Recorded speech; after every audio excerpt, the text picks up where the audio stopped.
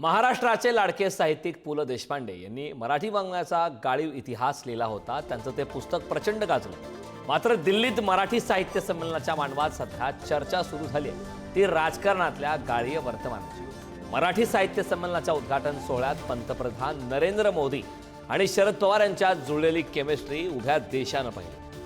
मात्र आता याच संमेलनात पवारांनी केलेल्या भाषणातील गाळीव वाक्यांची चर्चा सुरू झाली। स्वागताध्यक्ष या नात्यानं शरद पवारांचं छापील भाषण प्रकाशित करण्यात आलं होतं। मात्र या भाषणातील काही ओळी पवारांनी प्रत्यक्षात केलेल्या भाषणात गाळून टाकल्यात। त्यामुळे पवारांनी गाळलेल्या या वाक्यांचा अर्थ काय अशी चर्चा आता दबक्या आवाजात सुरू झाली।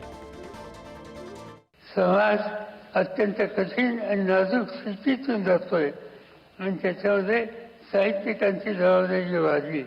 महानुभावांचा असो, वारकरी परंपरा असो, याचं भान ठेवून महात्मा फुले, डॉक्टर बाबासाहेब आंबेडकर, विठ्ठलरावजी शिंदे, न्यायमूर्ती राजेंद्र कर्वे, आंबेडकर वगैरे सुधाकरांच्या वाटेनं समाजाला नेण्याचा प्रयत्न केला पाहिजे। दरम्यान कोणती वाक्य गाळीत ते सुद्धा पाहूयात। राजकारणामुळे बिघडलेली समाजाची घडी दुरुस्त करण्याची जबाबदारी साहित्यिकांनी आपल्या खांद्यावर घ्यायला हवी। जादूच्या कांडीसारखे ते काम लगेच होणार नाही, त्यासाठी सातत्यपूर्ण प्रयत्न करायला हवेत। भोवताली वणवा पेटला असताना आत्ममग्न राहणाऱ्यांना काळ माफ करणार नाही असं सुद्धा या दरम्यान सांगितलं। या संदर्भात थेट ताजे अपडेट देण्यासाठी राजधानी दिल्लीमधून आपले प्रतिनिधी शिवाजी काळे आपल्या सोबत जोडले। शिवाजी, शरद पवार यांनी छापील भाषणामधील महत्त्वाचे वाक्य गाळलेत, त्या संदर्भात आता राजकीय वर्तुळात सुद्धा चर्चांना उधाण आले, काय अधिकची माहिती? कारण सातत्यानं शरद पवार यांच्याबद्दल असं सांगितलं जातं की अमुक अमुक नेत्याजवळ शरद पवारांनी तुमची स्तुती केली असं जर म्हटलं तर शरद पवारांनी नक्की काय म्हटलं आणि पुढचा गेम त्याचा आहे का अशी चर्चा व्हायची। मात्र यावेळेस पहिल्यांदाच असं झालं की शरद पवारांनी जे लिखित लिहिलेलं होतं ते न बोलल्यामुळे शरद पवारांबद्दल आता प्रश्नचिन्ह उपस्थित झालेलं आहे। शरद पवार यांनी सगळ्यात महत्त्वाचं म्हणजे एक विधान केलेलं यामध्ये लिखित स्वरूपात जे त्यांचं भाषण त्याच्यामध्ये म्हटलंय की राजकारणातील जी परिस्थिती बिघडलेली आहे ती सुधारण्यासाठी साहित्यिकांनी प्रयत्न करायला हवेत।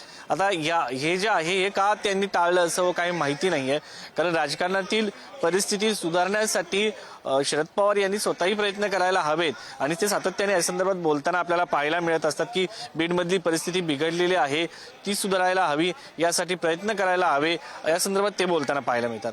मात्र दुसरीकडे पुढचं जे त्यांचं वाक्य आहे त्याला जोडून आलेलं ते म्हणजे अत्यंत महत्त्वाचं आहे। भोवताली वणवा पेटलेला असताना आत्ममग्न राहणाऱ्यांना काळ माफ करणार नाही।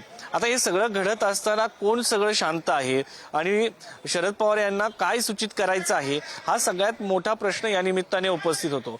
कारण भोवताली जी परिस्थिती बिघडलेली आहे, राजकीय असो किंवा इतर कोणतीही परिस्थिती असो, याबद्दल शरद पवार लिखित स्वरूपात म्हणतायत। मात्र पंतप्रधान नरेंद्र मोदी यांच्या समोर